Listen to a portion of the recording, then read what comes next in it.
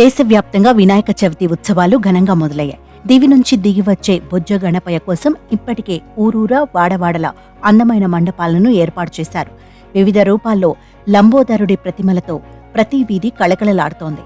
ఈ క్రమంలోనే వినాయక చవితి వేడుకల్లో ఏటా ప్రత్యేకంగా నిలుస్తున్న ముంబైలోని ప్రముఖ జీఎస్బీ సేవా మండల్ మహాగణపతి ఈసారి కూడా వార్తల్లో నిలిచింది.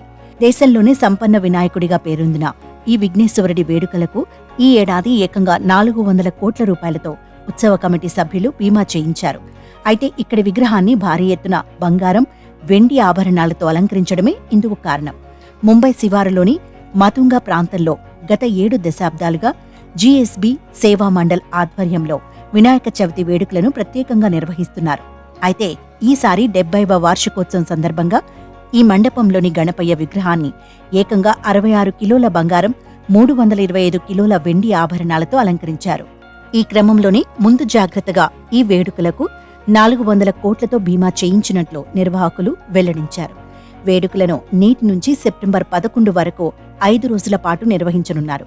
గతేడాది సైతం ఈ గణేష్ మండపానికి 360.40 కోట్లకు బీమా తీసుకున్నారు.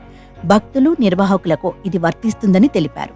భక్తుల సౌలభ్యం కోసం క్యూఆర్ కోడ్, డిజిటల్ లైవ్ సేవలను కూడా నిర్వాహకులు అందుబాటులోకి తెచ్చారు. భద్రతా చర్యల్లో భాగంగా ఫేషియల్ రికగ్నిషన్ కెమెరాలను కూడా ఏర్పాటు చేశారు.